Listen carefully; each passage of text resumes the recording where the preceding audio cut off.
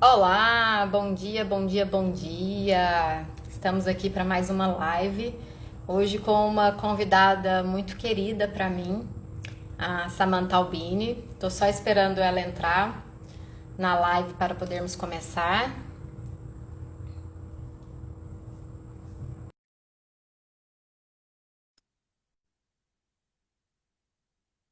Só mais um momentinho, pessoal. Samantha está entrando. Olá, Olá! Quanto tempo, Sá? Tá boa? verdade, tudo bem e você? Tudo ótimo. Pessoal, isso aqui é minha grande mentora na área de gestão jurídica. Toda a minha gratidão a Samantha sempre, assim, por tudo. Samantha é diretora, né, da Radar Gestão para Advogados, onde essa vida minha de consultora começou. Então, tem todo um carinho especial aí pela Radar. Já sigam lá o perfil, né, Radar da Gestão no Instagram. Tem um conteúdo muito bacana, muitos cursos voltados, né, para gestão jurídica. Nessa muita gratidão mesmo, assim, por tudo. Imagina, a Marcela eu conheci como controller num escritório em que eu estava prestando consultoria e desde o início ela já me chamou muita atenção. Eu falei, olha, tá aí uma profissional talentosa que tem vocação, talvez até para vir a ser consultora. E de fato foi se desenvolvendo e hoje está aí, firme e forte, já atuando em vários clientes, com experiência. Que bom, né? Porque quando a gente gosta do que a gente faz, e no meu caso, eu sempre gostei e sempre quis ver outras pessoas fazendo mais e até melhor do que mim. Eu acho que a Marcela é uma dessas. Eu acho bacana isso, né, Sá? Essa questão da gente gostar de desenvolver pessoas, né? A gente ter um time ali. Ainda fiz parte da Radar enquanto franqueada, né? E hoje em dia sou parceira da Radar, sempre juntas aí. O pessoal ainda pergunta muito, né? Mas o que aconteceu? Eu falei assim, gente, não aconteceu nada, só mudou a forma de negócio, né? Com Então, tá tudo certeza. certo e continuamos caminhando juntas aí nessa vida de gestão. Isso mesmo. Então, Sá, hoje a gente está aqui para falar um pouquinho sobre gestão jurídica e liderança, né?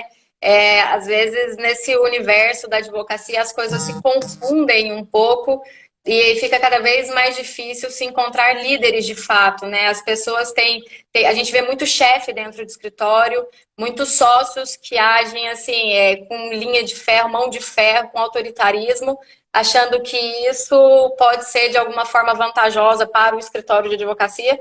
E a gente vê que cada vez mais o movimento é o contrário, né? Com foco de fato em pessoas. Então, como você é a nossa convidada, especialista na área, eu vou fazer alguns questionamentos para você aqui, para ver a sua opinião sobre determinados assuntos envolvendo a nossa área tão vasta, né? Vamos. Então, primeira pergunta assim que eu te faço, para você assim, o que que você vê como um escritório que de fato tem uma gestão eficaz? Você olha assim, olha, esse escritório aqui, gente, ele merece uma estrelinha dourada porque ele segue todos os padrões, ou pelo menos boa parte dos padrões de gestão. Assim, o que que você identifica como esse escritório? Olha, eu sou uma pessoa um pouquinho exigente em termos assim de qualidade. Então, eu não vou falar pouca coisa, mas também não vou falar nada impossível. Eu penso que são 5 ferramentas as essenciais, tá? Porque, e vou explicar por quê. Não é só porque são do meu agrado, são da minha admiração. São porque fazem sentido, né, de uma forma mais sistêmica. Olha só. Primeiro, nós temos que ter as 3 ferramentas do core business, da atividade principal da advocacia. Não tem nem como fugir disso. Então vamos lá: software de gestão, controladoria jurídica e manual de fluxos e procedimentos. Eu tenho que ter, porque ali está a minha atividade principal. Não posso deixar ela, né, em risco. Beleza. Agora, tem 2 outras ferramentas que estão muito ligadas a essas e que justamente orientam a questão da liderança, né, e da gestão de pessoas, que são o plano de carreira e o planejamento estratégico. Então, veja, se nós temos software, controladoria e manual, no manual nós vamos prever a possibilidade de regras com sanções, ou seja, da própria controladoria lançar não conformidades quando houver algum tipo de falha mais grave. Enfim, isso pode estar ligado ao plano de carreira, justamente no sentido de avaliações de desempenhos periódicas com não conformidades, podem gerar uma nota mais baixa e até mesmo impactar num bônus, num avanço de carreira, e chegar até mesmo ao desligamento de algum colaborador. E tudo isso só faz sentido junto com o planejamento estratégico, onde nós teremos principalmente a visão conduzindo ao médio prazo. A visão é essencial para a liderança. Você não consegue liderar se você não tiver uma visão para tentar inspirar as pessoas que estão com você. Né? O dia a dia já é desafiador por si só e você precisa de algo inspirador. Então, eu penso que essas 5 ferramentas são as básicas. Claro, gente, que quando a gente fala em gestão, nós temos muitas outras, que é toda uma questão de uma gestão financeira profissional, a precificação, as ferramentas todas de marketing. Aí a gente tem, nossa, um rol gigantesco. Mas quando eu vejo um escritório que tenha essas 5 ferramentas, eu falo, esse aí tem uma gestão eficaz. Com certeza tem. Pode ter algo a melhorar, mas já tem uma gestão eficaz. Acho que Eu é isso. acho interessante a gente falar sobre isso, né? Porque os advogados não se identificam enquanto empresa. É, e eles mesmos, enquanto profissionais autônomos, eles estão ali como uma empresa. Então, tem todos os procedimentos, né, que eles precisam seguir, normalmente eles não seguem.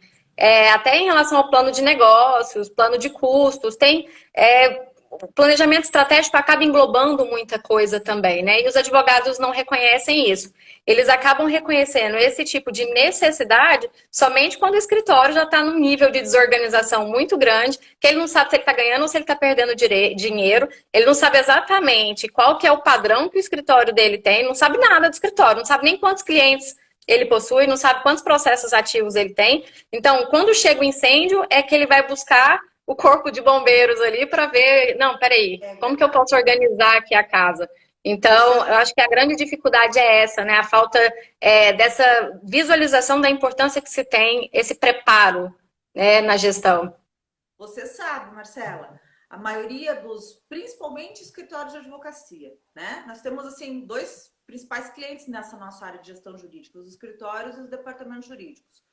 Os escritórios geralmente nos procuram em sede de consultoria quando estão perdendo prazo, quando estão perdendo cliente. E Exatamente. os departamentos jurídicos quando já estão sendo pressionados pela direção do tipo, olha, para mês que vem tem que gerar indicador de desempenho. Então é bem como você falou, ainda falta dessa cultura de uma gestão mais profissional e de só buscar a gestão quando há alguma falha ou, enfim, gestão ali querendo pagar algum incêndio com prazo muito apertado. É bem isso. E dentro de um departamento jurídico, assim, muitas vezes o cliente é o interno, né? E dependendo do tamanho da empresa, são vários setores requerendo ali alguma informação do departamento jurídico e nem sempre eles dão a devida importância para esses questionamentos internos, focando muitas vezes somente no contencioso. Então acaba gerando uma insatisfação gigantesca no principal cliente dele, que é a empresa propriamente dita, né? Já com esse gancho de departamento jurídico, Sá, eu quero que você fale para a gente um pouquinho assim dessas diferenças, de fato, assim, do que a gente pode fazer em relação à gestão de um departamento jurídico versus a gestão de um escritório de advocacia. Como que a gente faz esse paralelo? Olha, é muito entender o que você acabou de falar, o público-alvo. Quando nós trabalhamos o escritório de advocacia, nós precisamos trabalhar todas as ferramentas de gestão de serviços, como a gente colocou, né? E o que mais está, digamos assim, interferindo, influenciando no dia a dia da gestão, aquilo que a gente vê que precisa ser aprimorado, né, de uma forma mais prioritária. Porque em termos de gestão, eu sempre falo, eu comparo uma gestão a uma grande pizza, é até uma comparação engraçada. Mas é só para dizer, pense numa pizza gigantesca com muitas fatias, talvez assim, dezenas de fatias. Você, né, precisa de todas essas fatias para ter uma pizza. Só que aquela velha máxima, gerir é administrar a escassez de recursos. Nós não temos recursos para fazer tudo ao mesmo tempo. Ainda mais nesse contexto de que a gente ainda está começando a se ver como uma empresa, começando a profissionalizar. Então, a gente tem que priorizar. Por isso que a gente trabalha muito ferramentas como o SWOT, para diagnosticar e priorizar. E cada escritório vai ter uma situação prioritária diferente. Alguns vão precisar urgente de uma controladoria, outros mais urgente, talvez de um plano de carreira, sei lá. Então, no escritório, essas 5 ferramentas que eu mencionei mesmo, o software, a controladoria, o manual, o plano de carreira e o planejamento estratégico, eu vejo como as principais. Já no departamento jurídico, nós temos uma necessidade mais premente de atender aos requisitos da direção, que são os acionistas da empresa, né? Independente do formato da empresa, enfim. E às vezes órgão público também, né? Tem empresa pública que ainda tem a parte política que envolve. Nossa, aí tem questão de concurso público, que você nem pode mexer muito nas pessoas e tal, mas enfim. Então, tem que pensar, né, primeiro nos requisitos da direção. A direção, quase sempre, ela precisa que o departamento jurídico minimize riscos, né? Então, ela tem que trabalhar muito com a questão do contingenciamento, do provisionamento e dos indicadores de desempenho. É o que a direção quer. O departamento tem que ser capaz de fazer um contingenciamento e um provisionamento adequados e municiar a direção com indicadores. Mas como você bem falou, tem as outras áreas internas. Geralmente RH e comercial são as que mais demandam o departamento jurídico, né? Então, assim, também tem que atender as demandas internas, que normalmente são mais consultivas. Contratos a serem feitos ou analisados, alguma negociação a ser autorizada ou não pelo departamento jurídico. Então, penso assim, ó, para a Dejur tem que investir, né, na gestão dos serviços e geralmente, a Marcela sabe bem, a gente compõe um único manual, que é uma espécie de regulamento interno junto com o manual, para, enfim, trazer já todas a própria missão, visão, valores do departamento e já os procedimentos, tudo numa coisa só, para ser bem eficaz e trabalhar controladoria, sim, software, né? E o que eu tenho trabalhado também muito com os departamentos jurídicos é o fluxo do consultivo, ou seja, como que vão entrar nessas demandas, como que vão vir tanto da direção como desses outros departamentos as demandas. Então, tem várias formas. Recentemente, um cliente meu fez uma espécie de intranet. Então, tem já, né, já existe a página da empresa interna. E aí, lá ele criou alguns campozinhos para qualquer pessoa que já está acostumada a usar a intranet para várias outras demandas internas, também para encaminhar algum tipo de consultivo para o departamento jurídico, e isso já entrando direto no software de gestão.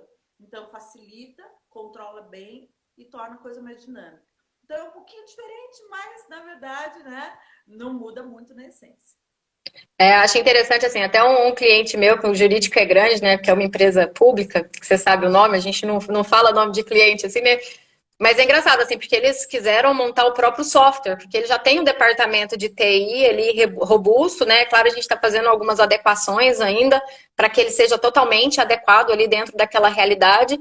Mas a grande dificuldade, às vezes, é até com o processo administrativo, sabe? Porque tem o processo administrativo de órgãos públicos e o processo administrativo interno.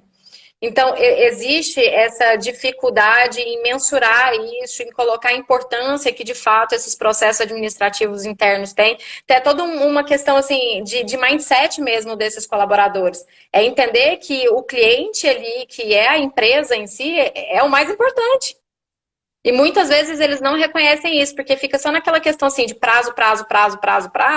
E existem outros prazos que não são peremptórios, que são tão importantes quanto, que fazem aquela máquina girar, né? Então, tem que dar devida importância a todos os serviços jurídicos que aquele departamento ele presta, e não somente a essa parte contenciosa.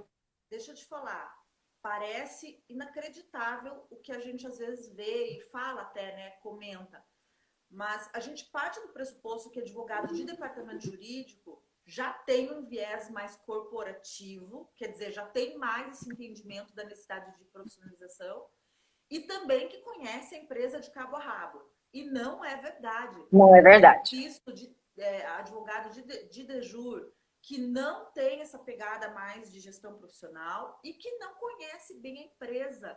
Como você falou, tem que conhecer bem a estratégia da empresa para conseguir mensurar adequadamente a importância de cada serviço que você está prestando ali dentro. Então, só vai conseguir fazer isso se conhecer a empresa, a estratégia toda, o que está envolvido, os produtos, os serviços. Aí você consegue atender bem, né? É bem isso mesmo. Exatamente. Até para esse cliente específico, o que eu sugeri foi, olha, eles pedem muitos subsídios de outros departamentos, né?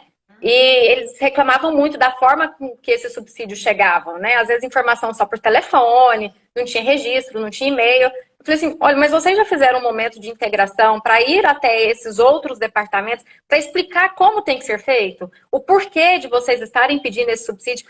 Da importância que esse subsídio tem para um processo de vocês? Você chegou lá e explicou? Porque se você não mostrar para essa pessoa a importância que tem, a forma com que você quer que chega, sempre vai chegar errado. Ela não sabe como é que tem que chegar. Então você tem que ir lá explicar. É comunicação, né? Leva ela para dentro do departamento jurídico. Olha, o departamento jurídico funciona assim, assim. Quando eu te peço isso, é para instruir esse processo dessa forma, porque essa informação vai ser importante por conta disso, disso, disso. Então explica, coloca aquela interação de fato entre os departamentos, porque a empresa é uma só, assim como no escritório de advocacia. Não é o fulano, é o escritório. Então tem que vestir a camisa da empresa de fato, né? Só que para isso todos os processos têm que estar bem claros, assim, todos os procedimentos, os fluxos de trabalho, toda a padronização. Isso tem que estar bem claro para todo mundo. Não adianta também chegar a diretoria lá do escritório de advocacia querer fazer uma transformação inteira e não explicar para os colaboradores o que está acontecendo, né? Olha, eu vou fazer uma modificação. Por que eu vou fazer essa modificação? Qual modificação vai ser essa? Colocar ali todo mundo a par de fato do que está sendo feito, até mesmo para eles se sentirem mais responsabilizados, né? Pra se sentir dentro do processo. Perfeito. Mas é bem isso que você está falando. E olha, a gente sabe, né, Marcela? As principais dificuldades, na verdade, estão naquilo que é básico. Mesmo nessa empresa que eu sei que você, né, está mencionando aí da tua consultoria, definição de papéis e funções. Quer dizer, olha o que nós estamos falando. Definição de papéis e funções, organograma, comunicação interna. Algo que, na verdade, né, se for pensar bem, é bem básico em termos de empresa e tal. Mas continuam sendo as maiores dificuldades, sem dúvida nenhuma. Uhum. A Tainá está aqui perguntando, né? É interessante fazer uma cartilha de procedimentos para os escritórios? Sim, sim, Tainá. É uma das ferramentas ali que a Samantha falou, que é imprescindível, que é o manual de procedimentos. Ali você coloca todas as diretrizes, todos os procedimentos de fato que o escritório tem. Até mesmo para que tenha um padrão de qualidade, né, desse serviço prestado. Então, é fundamental. É uma das ferramentas de gestão ali que a SAI numerou como a top 5. E sabe o que acontece, Tainá? Acontece assim, geralmente, quando a gente fala de departamento jurídico, o departamento jurídico, ele não tem ainda um nível de gestão tão bom, não tem o seu próprio manual.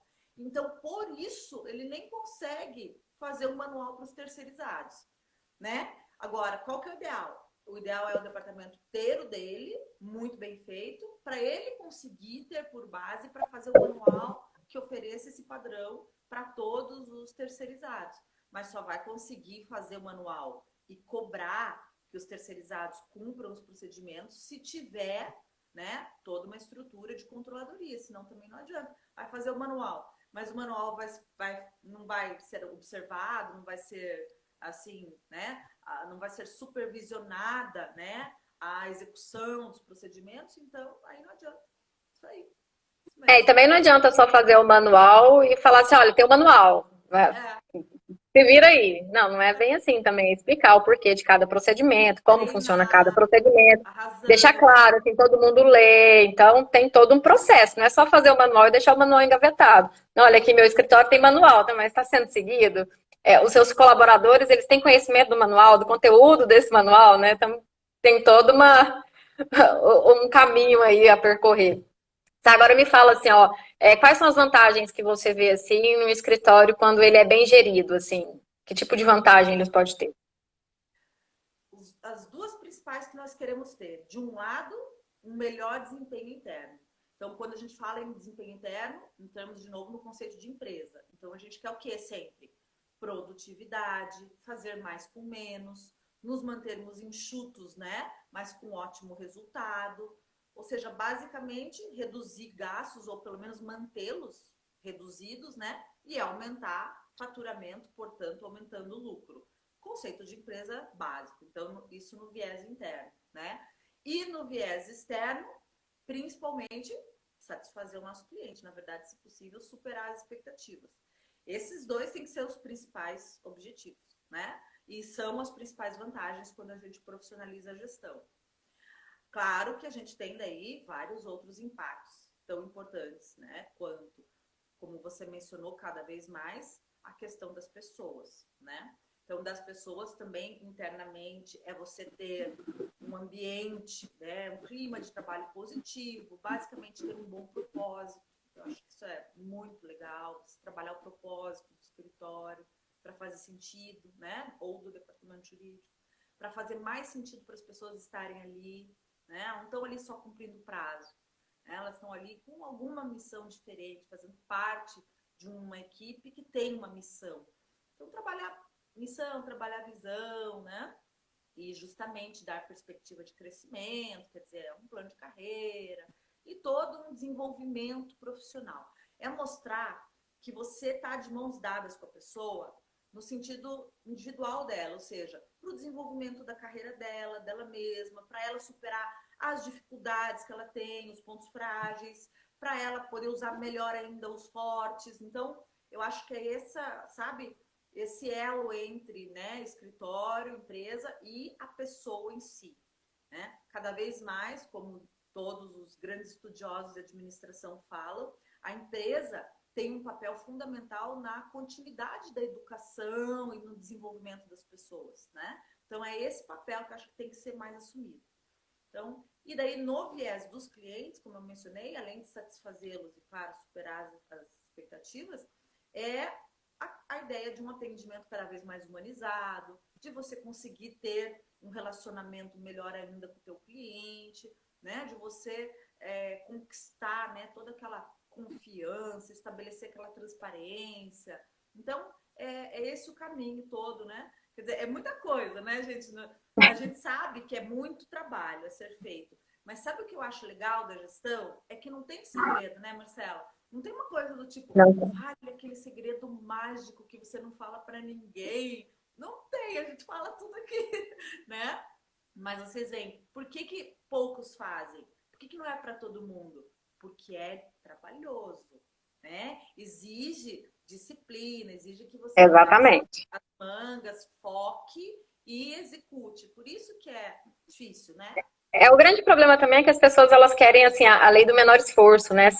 Eles querem as coisas que são fáceis. O primeiro sinal de algum tipo de dificuldade, já não, isso não é para mim. Então, ou então quer que faz um milagre. Não, vem aqui com varinha mágica no meu escritório, pronto, você chega aqui num dia, principalmente nessa época do ano, né? Sabe? Muita gente procura a gente para fechar contrato em dezembro, achando que dia 1º de janeiro do ano seguinte, o escritório já está totalmente transformado. Então, procuram a gente, às vezes, dia 15 de dezembro. Não, eu quero fechar o contrato porque eu já quero começar o próximo ano com o meu escritório totalmente transformado. Mas, gente, não é assim. Tem todo um procedimento, são várias etapas, né? Não é de um dia para outro. Não vou chegar lá com uma vara mágica, pronto. Está tudo transformado, todos os procedimentos foram criados, os fluxos estão todos lindos. Pode começar 2021 com o pé direito, seu escritório é um novo escritório. Não é assim. E disso, sabe, Samanta, aproveita o recesso, que aí dá tempo da gente implantar a controladoria, fazer manual e tal. É bem isso, né? Chega dezembro, eu falo, não, pronto, agora chegou a hora de eu contratar o seu serviço, porque eu quero começar no próximo ano com o escritório todo novo. Eu falei, não sou milagreira, né? Eu sou consultora, então tem que de fato seguir todo um procedimento para isso. E eu acho mais interessante também, até o próximo tópico, assim, que a gente conversar um pouquinho, é sobre o organograma, o tanto que a gente sempre verifica, assim, nos nossos clientes, né, a raridade que é um organograma bem definido quando a gente chega. Então, são sócios que confundem muito a função um do outro e acaba que nada sai direito, porque fica aquele tanto de cacique para pouco índio, as coisas ali não são bem definidas. Então, gostaria que você conversasse um pouquinho com a gente a respeito disso, né, desses organogramas, qual que é a importância de você ter um organograma bem definido numa sociedade. Olha, uma palavra que você repetiu 2 vezes aí na sua fala e com razão. Definido. Ou seja, gente, gestão é definição. Lembrem aquela famosa frase do William Deming, que foi difundida pelo Peter Drucker, né? Que a gente só gerencia, o que a gente mede, que a gente só mede, que a gente define. Então, sempre em gestão é uma questão de definição. Pegue, por exemplo, a ISO. Vamos pegar a ISO, que é bem mais popular, conhecida. Mais popular. A questão de qualidade da ISO, por exemplo, a ISO 9001, que é a mais popular. Beleza. O que é o primeiro passo quando você começa a fazer uma ISO? Definições. Lá na ISO tem uma espécie de uma planilha que chama Matriz de Atribuições e Responsabilidades. Então, você tem que mapear todas as atribuições e responsabilidades, do sócio lá de cima até o estagiário, até a copeira, enfim, todo mundo, né? E é bem isso que a Marcela está falando. Quando a gente faz a consultoria em gestão jurídica, a gente não chega a tanto e não usa uma metodologia idêntica à da ISO, mas muito baseada, a gente se inspira também.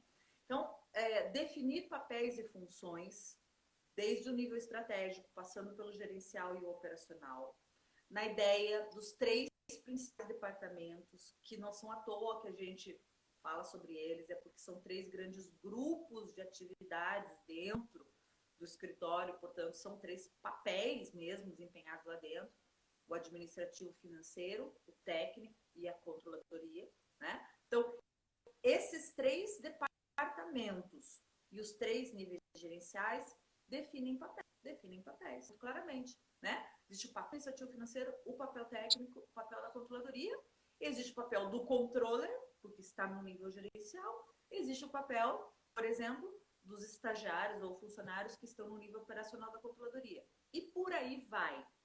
Então, desenhar bem o organograma segundo essas metodologias, essas orientações.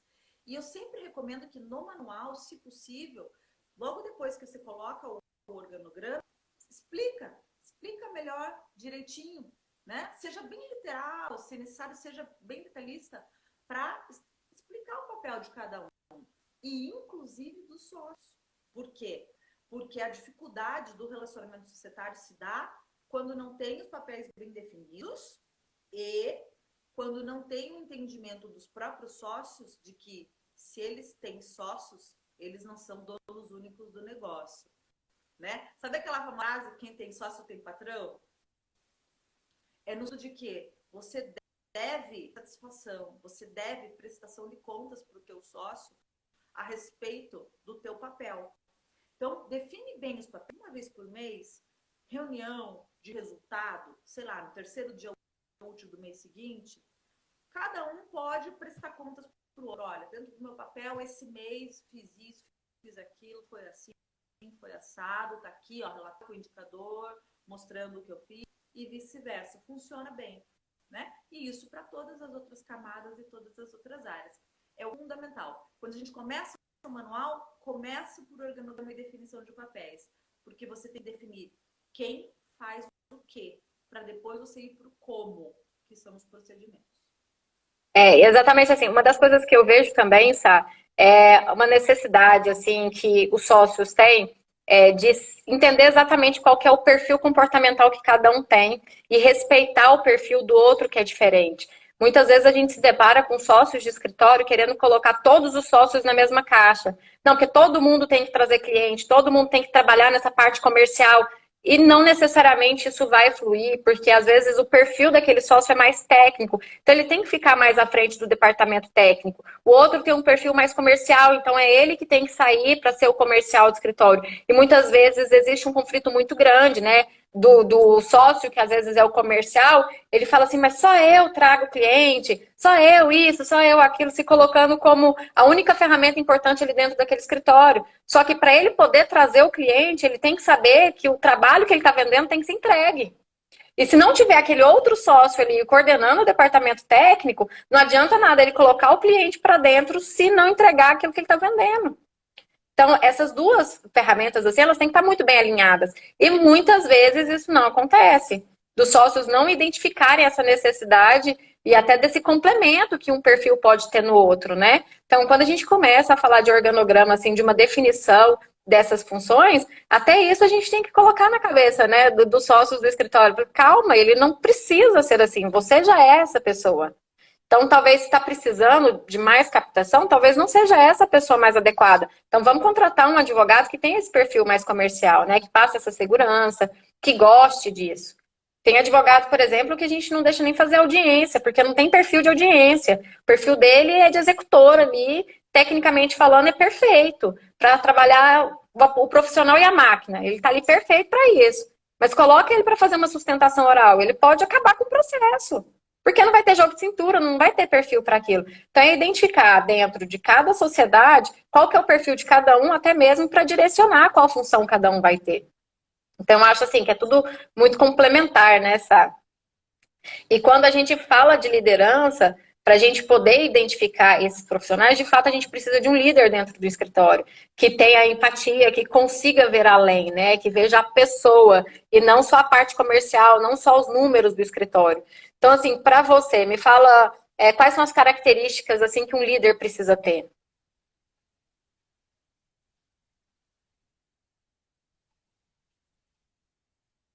Tá, o pessoal tá falando que seu áudio tá um pouco baixo. Me mandaram aqui mensagem. Muito, muito.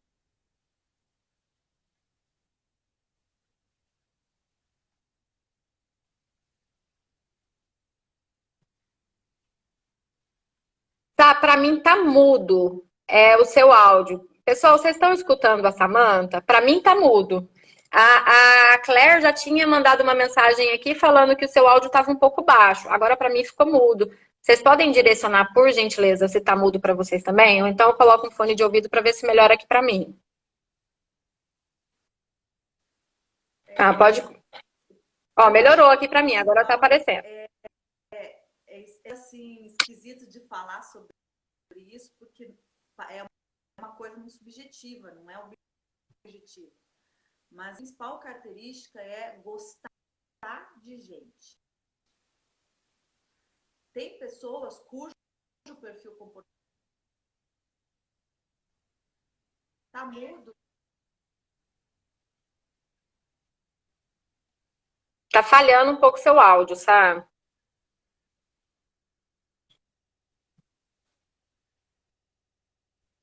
Eu acho que sua internet está um pouco intermitente. A Clara acabou de mandar mensagem aqui de novo, falando que está inaudível.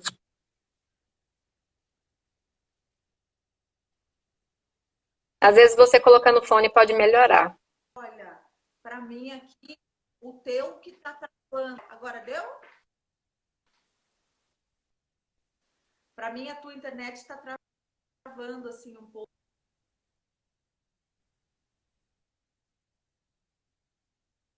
Acho que não, acho que agora a gente, para mim está intermitente. Vamos só esperar que o sinal dela ficar Sim, mas a bom. tua imagem e a tua Claire, qualquer coisa tá... sinaliza aí. Minha internet está travando, meu áudio está travando para você? Para mim, o sinal tá máximo. Deu agora É, sim? para mim também aqui. Minha internet ela é Sim. até E... de fibra. Deixa eu... Mas aqui é o problema, Má, que tá tudo. Olha, eu tô no máximo o meu sinal aqui. Acho que agora deu uma normalizada. Para mim, normalizou. Tanto o seu vídeo quanto o seu áudio.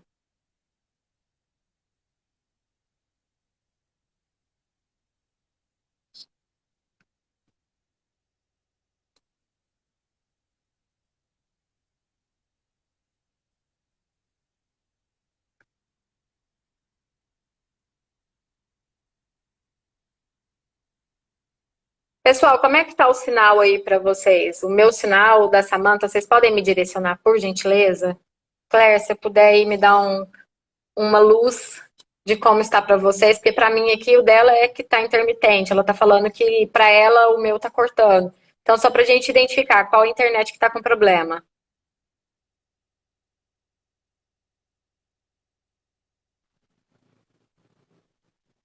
Bom, pessoal, acho que a internet da SAC caiu mesmo, né? Então, só esperando ela retornar aqui para a gente voltar a falar um pouquinho dessa questão, né, das características de um bom líder. Então, se vocês tiverem também qualquer pergunta a respeito, né, tanto quanto a gestão jurídica ou quanto a liderança, vocês podem fazer aqui também, que a gente já vai respondendo a vocês. Só esperando a Samantha voltar, né, a Samantha ficar online de novo. Bom, ela entrou aqui.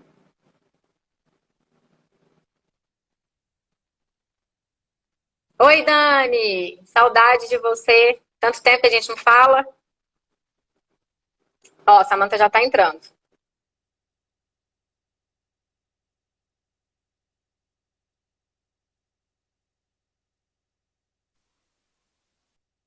Pronto.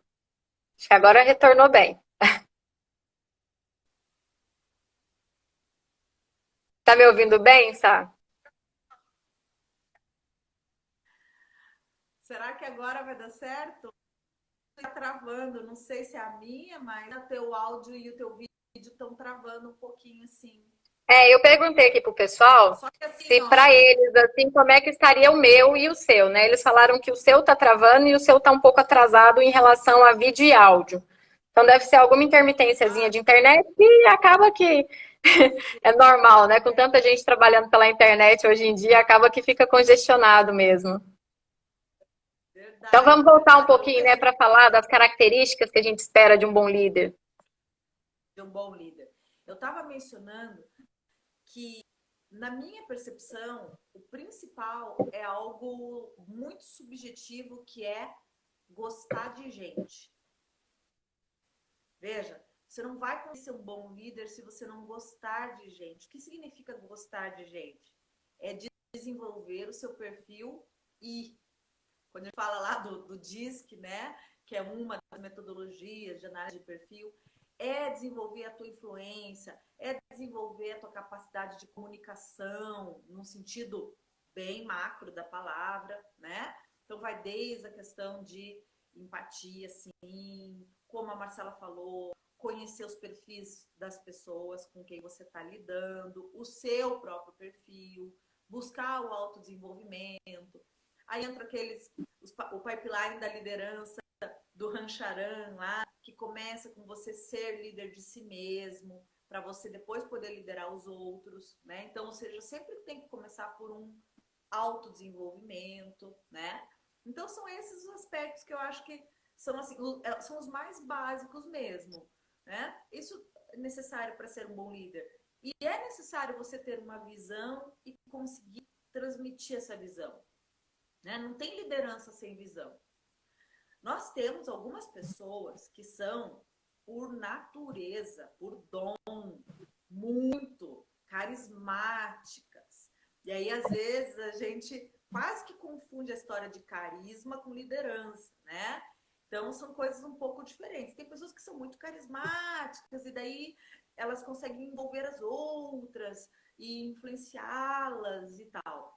Aqui a gente está falando muito mais, claro, da liderança profissionalmente, mencionando a questão do escritório, dos sócios ou do gerente do Dejur.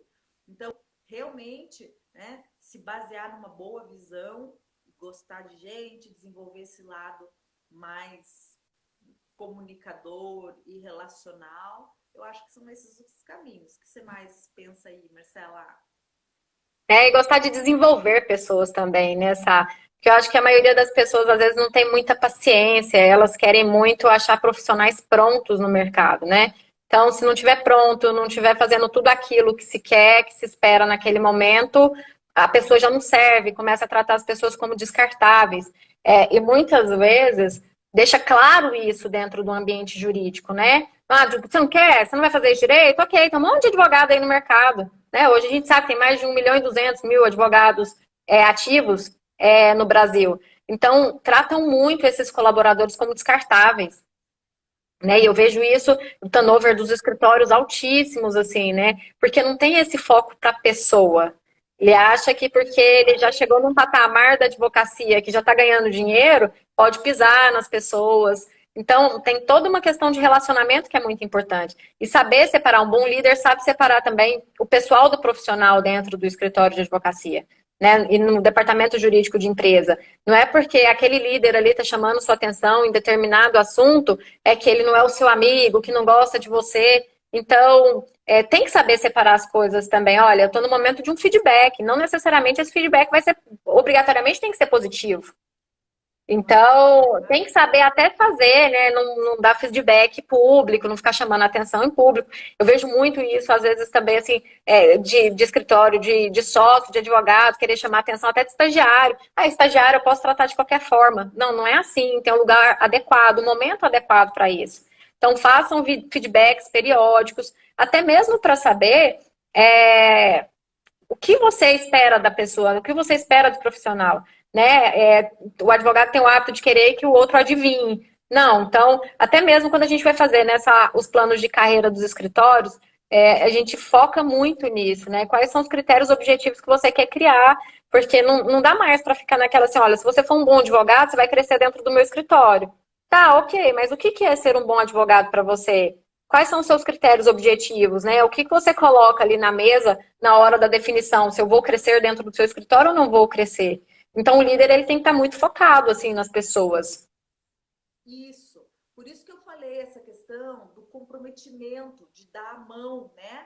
A empresa fazer a continuidade do desenvolvimento, quer dizer, é o escritório dar a mão para o colaborador e falar, olha, vamos lá, né? Eu vou te apoiar aqui nesse desenvolvimento. Então, é isso que você mencionou, sem dúvida nenhuma, conseguir identificar de acordo com o momento de cada um, o quanto a gente pode auxiliar nesse desenvolvimento, né? Principalmente, deixar clara a mensagem, o que um escritório precisa de você, colaborador.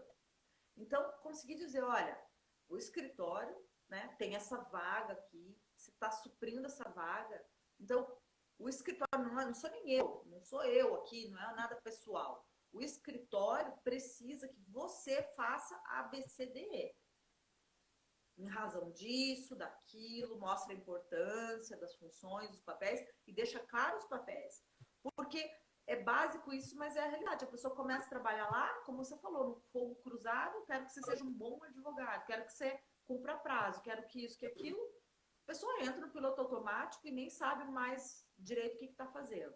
Essa é a questão, alinhar a expectativa, né, Sá? Alinhar a expectativa é importante em qualquer tipo de relação. É profissional, é pessoal, porque as pessoas elas são muito movidas por uma expectativa infundada, né, de esperar do outro o que elas fariam. Só que o outro é o outro. Então, não necessariamente tem que agir de acordo com as nossas necessidades, né? Então, é entender, alinhar a expectativa. Então, vamos sentar, então vamos definir. A gente está falando muito de definição aqui nessa live, né? Então, vamos sentar e vamos definir? O que você espera de mim? O que você espera que eu faça? Não, então eu espero que você faça isso, isso, isso. Ok, as expectativas foram alinhadas. Em cima disso, você consegue cobrar. Olha, nós conversamos, nós alinhamos as nossas expectativas e você não está seguindo. Você não está cumprindo a sua parte no nosso acordo. Só que isso tem que estar bem definido. E a maior parte das vezes não está. É isso aí. E precisa estar bem definido até para você, como gestor, ter uma tranquilidade a respeito de que decisão tomar. Porque ao mesmo tempo que isso que você mencionou antes é importante, ou seja, as pessoas não são descartáveis, você, né, realmente dar a mão e ajudar a desenvolver e tal, mas também vejo, Marcela, muito aqueles escritórios e departamentos jurídicos que não conseguem desligar alguém que tem que ser desligado, que já foi tentado de tudo, que, né, já foram todos os caminhos aí percorridos e não tem mais o que fazer. Mas daí não consegue desligar porque tem, claro, o vínculo, o lado humano, a gente entende. Mas daí o que falta um pouquinho também? A percepção de que somos uma empresa, não somos um ente filantrópico, não estamos ali. Então, as pessoas precisam também, é claro, dar a resposta, né? Elas precisam atender ao que Sim. necessita. Exatamente. E uma das coisas que eu sempre falo assim também para os meus clientes é nunca contrate uma pessoa que você não pode demitir. Então, porque fulano indicou, é meu parente, é isso, é aquilo.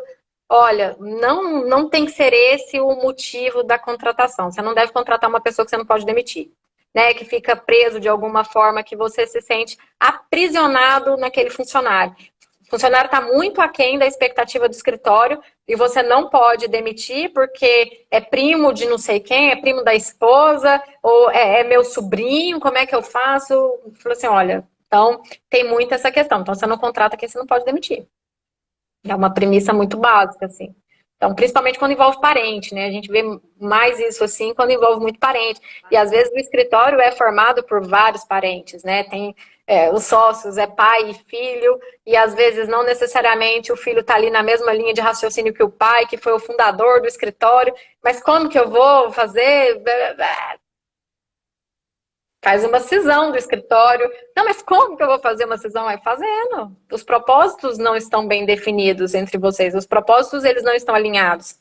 Então, não adianta querer achar que vai continuar e vai continuar bem, né? Vai transformar se os propósitos não estiverem alinhados. Então, ou você faz um alinhamento de propósito, ou faz um rompimento, faz ali uma cisão desse escritório e cada um segue seu rumo de acordo com aquilo que acredita, né? E eu já vi muitos casos, principalmente de filhos, né? Que justamente seguiram o seu rumo, né? E foram muito bem sucedidos, foi muito interessante para o desenvolvimento, né? Ter saído ali da barra da saia da mãe, ou ali, né? Do apoio que o pai dava, enfim, e vai trilhar o seu caminho, então é por aí. É isso mesmo, tem que profissionalizar. Né? A gente tem sempre, claro, né, gente, o lado humano, a gente sabe que há vínculos, há uma série de questões, não dá para ignorar isso. Mas vamos lembrar que, acima de tudo, provavelmente, se é um escritório familiar, o escritório provê a família toda, né? Ou grande parte da família. Então, é isso Exatamente. mesmo, cuidar do escritório, porque é uma fonte importante para todo mundo. Exatamente. Me fala assim, quais são dicas assim que os líderes podem ter para manter uma equipe motivada? Manter a equipe motivada. Bom, de novo eu vou falar da visão, né? Eu penso que se a pessoa sente, sabe, eu sempre faço a analogia do barco. Se você consegue fazer com que os seus liderados, vamos colocar assim, com que o seu time todo se sinta no mesmo barco que você e um no mesmo barco que o outro, ou seja, todo mundo no mesmo barco, você o resto é muito fácil, o resto é mais fácil, o resto fica natural. O difícil é você embarcar todo mundo na mesma, por vários motivos, por vários motivos. E aí entram também as questões, na minha percepção, individuais mesmo, do momento de cada um, do nível de desenvolvimento de cada um. Então, muitas vezes, né, a falha do líder está nisso. E, gente, vamos ser bem aqui tranquilos em relação a isso, porque é difícil liderar, é muito difícil liderar. Eu vejo muita gente por aí falando liderança, liderança, liderança, como se fosse algo assim, obrigação, você já devia saber de cor e não faz porque não quer. Nossa, não, é um grande desafio liderar. Muitas vezes as pessoas têm um propósito muito bom, muito positivo, querem ser bons líderes e não conseguem por vários outros motivos. Às vezes são limitações pessoais, às vezes são, como eu falei também, dificuldades com a própria equipe de alinhamento, de expectativas, de objetivos, de desenvolvimento, de nível de desenvolvimento. Mas motivar a equipe é pôr todo mundo no mesmo barco e mostrar, olha, nós estamos indo para lá, vamos lá, que lá, né? Tá lá a nossa ilha do tesouro, entendeu? Que é a visão. Então, ter, né, essa capacidade de fazer isso. Acho que motivar é principalmente isso. Também se fala muito, principalmente quando você faz, né, desenvolvimentos na área de administração de empresas, se fala muito sobre o pertencimento, né? Você consegue fazer com que a pessoa se sinta realmente parte, envolvida no que está acontecendo. Você ter um ambiente de confiança, de coerência, aquele ambiente de o que se fala é o que se faz, né? Coerência entre discurso e ação. Então, essas outras situações são muito relevantes, né? Remunerar bem, eu acho que você Não tem como. Eu vejo assim, os escritórios pagando mixaria, às vezes, para os Nossa, advogados. aqui em Goiás, então, os salários são terríveis, Vai assim. motivar. Não dá É, para exatamente. motivar. Quando a gente fala assim, eu acho que um ponto principal, assim, que você falou, é a pessoa se sentir parte, né? Quando as coisas não são impostas.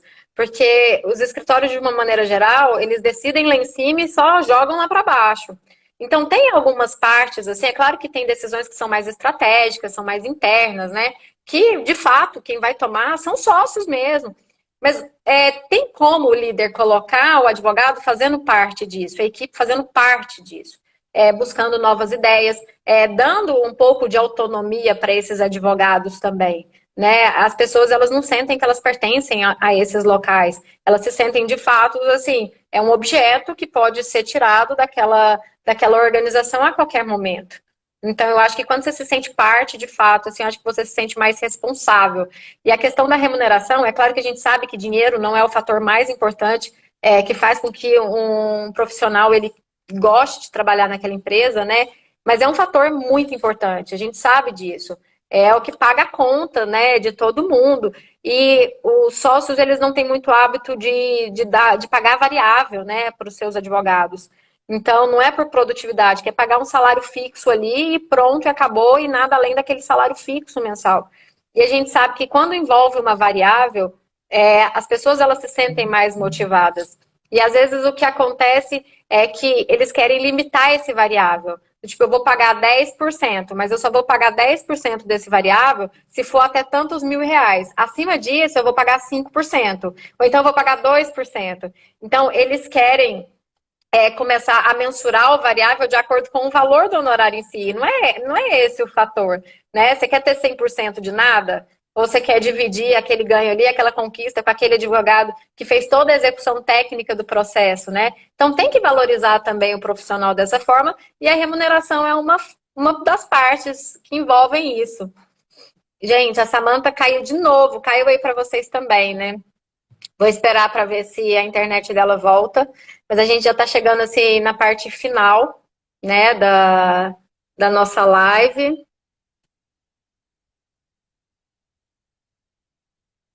Ó, só aguardando aqui que ela já pediu a solicitação para entrar na live novamente.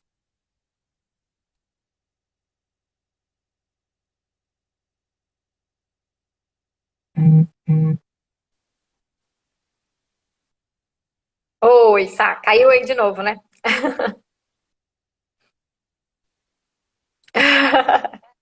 Oi. Hoje tá difícil. A gente investe, olha, eu agora tô com duas internets, uma de fibra, uma outra, internet redundante, aquele faz uma entrar quando a outra cai e não tá adiantando. Não, mas é complicado mesmo. Mas a gente já está indo assim já para a parte final da nossa live. Então eu queria só que você finalizasse assim falando um pouquinho das tendências de gestão assim para os escritórios. O que que a gente pode esperar aí para 2021 em relação a essas tendências? Que legal, eu adoro falar sobre isso. Então, olha só, nós temos os dois fatores chaves de sucesso na advocacia. De um lado, a gestão tecnológica, as pessoas, o atendimento humanizado, o humano. Agora, nesse momento em que estamos embarcando muita tecnologia, devemos embarcar, né? Com robotização, até mesmo com inteligência artificial, nós também temos que, ao mesmo tempo, voltar mais o olhar para as pessoas. Todas as pessoas, os internos e os clientes, e demais pessoas com as quais a gente se relaciona. Então, parece um pouco contraditório. Eu embarco em tecnologia, mas eu tenho que humanizar. E é mesmo, um pouco, em certa medida. Mas é isso. Agora, a gente vai ter que conseguir fazer as duas coisas. Fazer essas duas coisas, porque a advocacia mais do médio prazo, vamos falar ali dos 5 anos frente para o longo prazo, vai ser uma advocacia baseada realmente na atividade puramente técnica. Tanto que existe uma tendência de terceirização administrativo financeiro e da controladoria jurídica, que são as atividades de suporte. Então, eu posso dizer para vocês que o escritório de advocacia daqui a 5, 10 anos vai ser aquele que vai ser composto só do seu corpo técnico, só dos advogados. E muitos deles trabalhando remotamente. Remotamente. Inclusive, como estamos agora nesse momento, né? Então, assim, essas são as principais tendências. Para a controladoria jurídica, nós também temos tendências. A tendência é da controladoria continuar existindo, mas enquanto muito mais um setor de inteligência jurídica. E aí a gente está falando de, claro, jurimetria, principalmente jurimetria interna, né? Indicadores, relatórios, e também estamos falando da controladoria como aquele centro de excelência. De novo, voltando para o que nós falamos da ISO.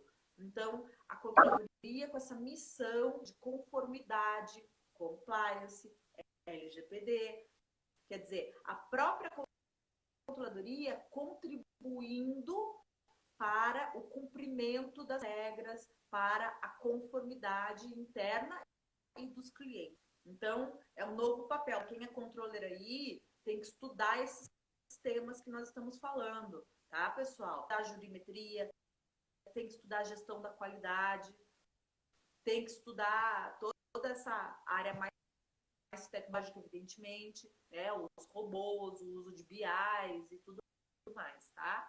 Então, são essas algumas das dicas que eu deixo aí finais e já agradecendo desde logo ao convite, né? E a deliciosa conversa aí com você, Marcela.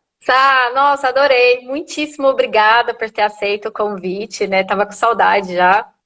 Mas são temas muito importantes, assim, que a gente precisa difundir.